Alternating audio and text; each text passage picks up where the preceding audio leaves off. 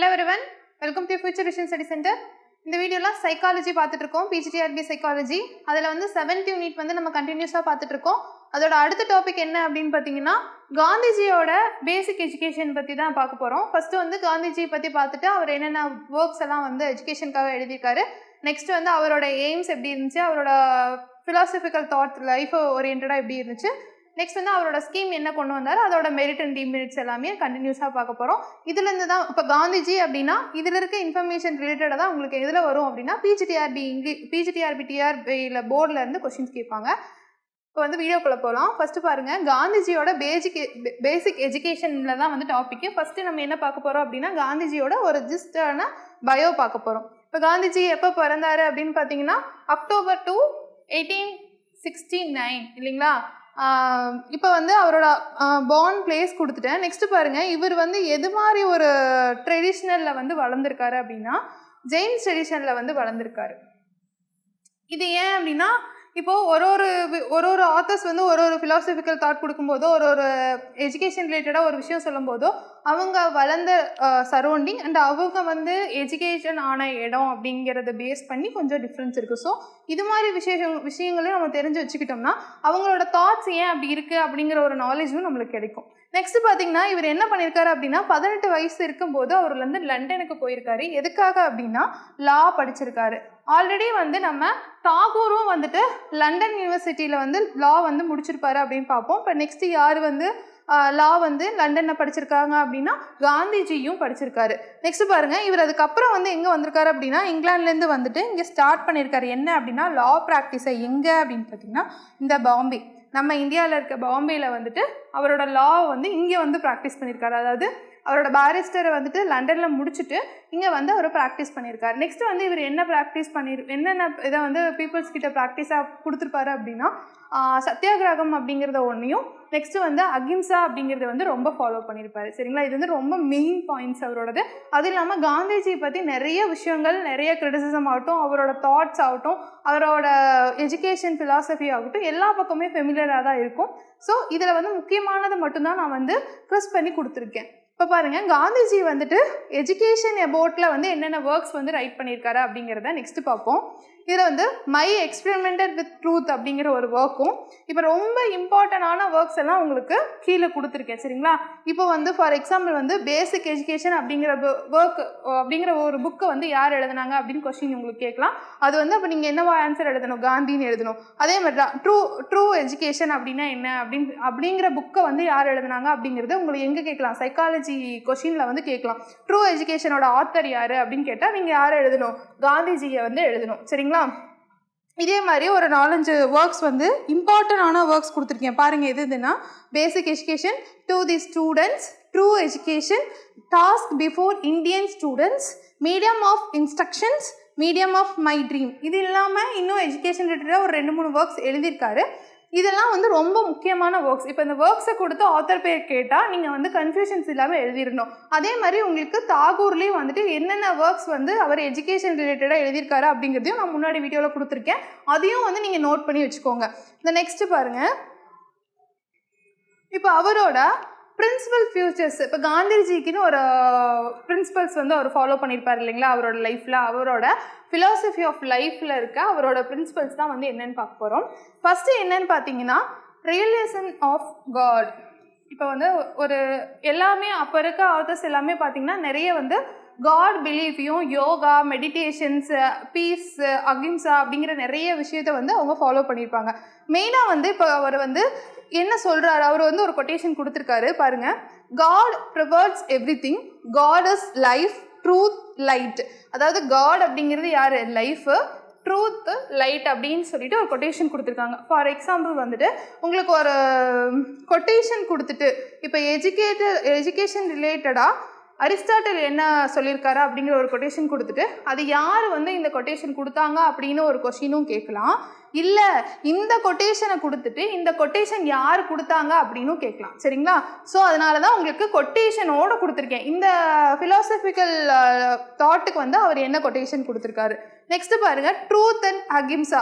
இப்போ வந்து நம்மளுக்கு தெரியும் காந்திஜினாவே அகிம்சாவை வந்து ஃபாலோ பண்ணாரு.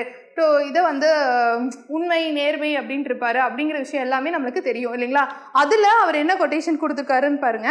Sathya and ahimsa are the two sides of same coin. அதாவது காயினோட நம்ம யூஸ் பண்ணுற காயினோட ரெண்டு சைடுன்னு சொல்கிறாங்க. அதாவது சத்யாவையும், அதாவது சத்தியம் வந்து ஃபாலோ பண்ணுறதையும் அகிம்சை வழியை வந்து ஃபாலோ பண்ணுறதையும் காயினோட ரெண்டு சைடு அப்படின்னு சொல்லிட்டு, அதாவது ரெண்டு சைடு இல்லை, ஒரு சைடு இல்லைன்னா ஒரு சைடு வந்து செல்லாது இல்லைங்களா. ரெண்டு சைடும் அந்த காயினில் இருந்தால் தான் அந்த காயின் வந்து நம்ம ஒரு பக்கம் கொடுத்தா அது வந்து வேல்யூ. ஸோ அந்த வேல்யூ அந்த காயினுக்கு வரணும்னு ரெண்டு சைடு இருக்கணும். அப்போ அந்த ரெண்டு சைடு எது அப்படின்னு சொல்கிறாருன்னா சத்யா அண்ட் அகிம்சான்னு சொல்லி சொல்கிறாரு. நெக்ஸ்ட் பாருங்கள், இவர் வந்து அப்ஜெக்டிவ் எஜுகேஷன் எல்லாமே வந்துட்டு நிறைய விஷயம் சொல்லியிருக்காரு. Education and character. அதாவது எஜுகேஷன்னா என்ன, கேரக்டர்னா என்ன, எஜுகேஷனுக்கும் கேரக்டருக்கும் என்ன சம்மந்தம், அதோட நீட் என்ன, இம்பார்ட்டன்ட் என்ன அப்படிங்கிற மாதிரி விஷயம் எல்லாமே அவர் ஃபாலோ பண்ணியிருக்காரு. நெக்ஸ்ட் பாருங்கள், லேர்னிங் பை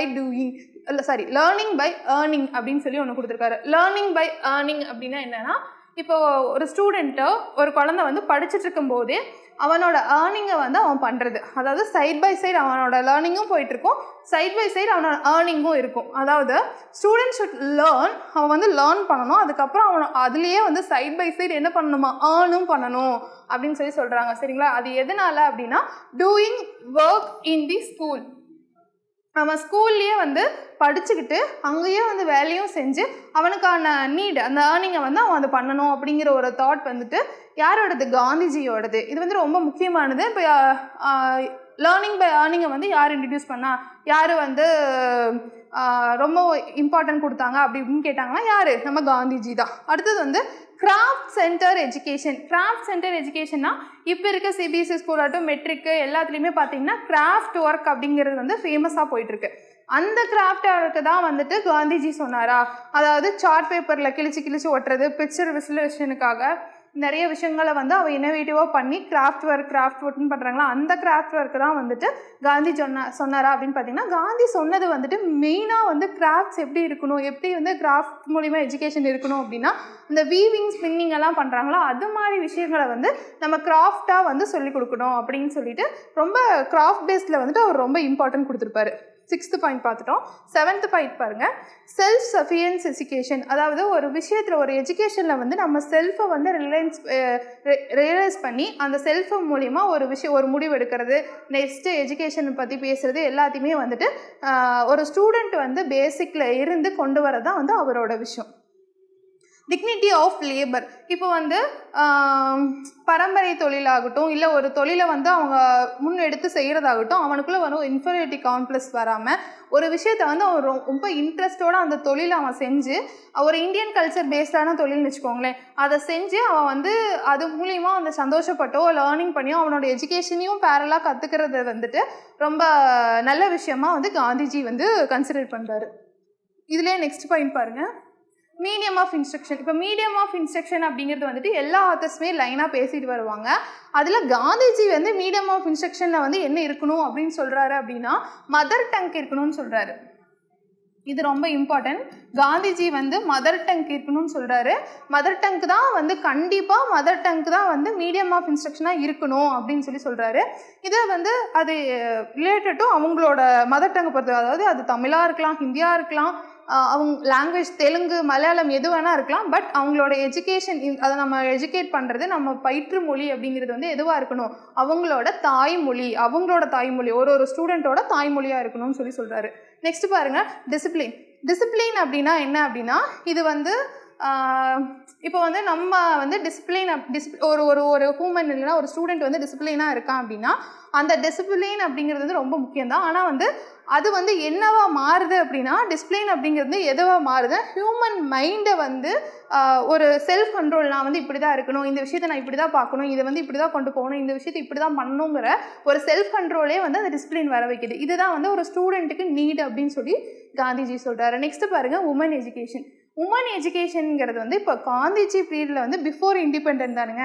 பிஃபோர் இண்டிபெண்டன்ட்டில் வந்து உமன் எஜுகேஷனுக்கு ரொம்ப இம்பார்ட்டன்ட் இருந்துச்சா அப்படின்னா, நம்ம வேதிக் எஜுகேஷன்லேருந்து எல்லாம் வந்து புத்திஸ்ட்டு எல்லாமே எப்படி வந்துச்சு. யார் யார் வந்து உமனுக்கு எஜுகேஷனுக்கு வந்து இம்பார்ட்டன்ட் கொடுத்தாங்க அப்படிங்கிற மாதிரி விஷயம் பார்த்துட்டு வரும்போது அந்த டைமில் உமன் எஜுகேஷன் அப்படிங்கிறது வந்து ரொம்ப ரேராக இருந்துச்சு. ஆனால் காந்திஜி வந்துட்டு உமன் எஜுகேஷன் அப்படிங்கிறதுக்கு வந்து ரொம்ப இம்பார்ட்டன்ட் கொடுத்துருக்காரு. அப்போது காந்திஜி வந்து உமன் எஜுகேஷனுக்கு இம்பார்ட்டன்ட் கொடுத்தாரா அப்படின்னு ஒரு கொஸ்டின் கேட்டால் நீங்கள் வந்து என்ன எழுதணும்? எஸ் தான் எழுதணும்.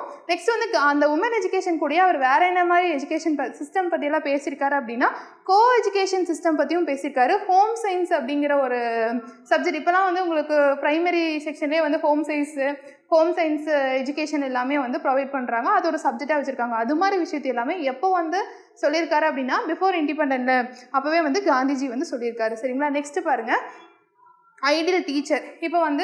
இப்போ ஸ்டூடெண்ட்டை பற்றி எல்லாத்த பற்றியுமே வந்து எஜுகேஷன் இப்படி தான் இருக்கணும், நம்ம வந்து ஸ்டூடெண்ட் இப்படி தான் ட்ரெயின் பண்ணணும்னு சொல்லிட்டு ஒரு டீச்சர் அப்படிங்கிறது ரொம்ப ஐடியலாக இருக்கணும். ஒரு டீச்சர் அப்படிங்கிறது ஒரு ஸ்டூடெண்ட்டை வந்து நல்லா உருவாக்குற டீச்சராக இருக்கணும் அப்படிங்கிற சில விஷயத்தையும் வந்து யார் சொல்லியிருக்காங்க அப்படின்னா காந்திஜி சொல்லியிருக்காரு. நெக்ஸ்ட் கிளாஸில் நம்ம என்ன பார்க்கலாம் அப்படின்னா இவரோட என்ன ஸ்கீம்ஸ் எல்லாம் வந்து ஃபாலோ பண்ணார், ஸ்கீம்ஸோட டிமெரிட்ஸ் என்ன, மெரிட்ஸ் என்ன அப்படிங்கிற விஷயத்தை எல்லாத்தையுமே வந்து நெக்ஸ்ட் கிளாஸில் பார்க்கலாம். தேங்க்யூ. டிஎன்பிஎஸ்சி டெட் நியமன தேர்வு, PC, SI, TRB, agri, forest, railway போன்ற அனைத்து போட்டித் தேர்வுகளுக்கும் நேரடி மற்றும் ஆன்லைன் வகுப்புகள் ஆரம்பம். அனைத்து போட்டித் தேர்வுகளுக்கும் ஸ்டடி மெட்டீரியல் கிடைக்கும். நேரடி மற்றும் போஸ்டல் டெஸ்ட் பேட்ச் வசதியும் உண்டு. தொடர்புக்கு future vision study centre, Salem. Contact 9042030163. Future Vision Study Center, SKS Hospital Road, opposite to Hotel Lakshmi Prakash, near New Bus Stand, Salem. Cell 90420 30163.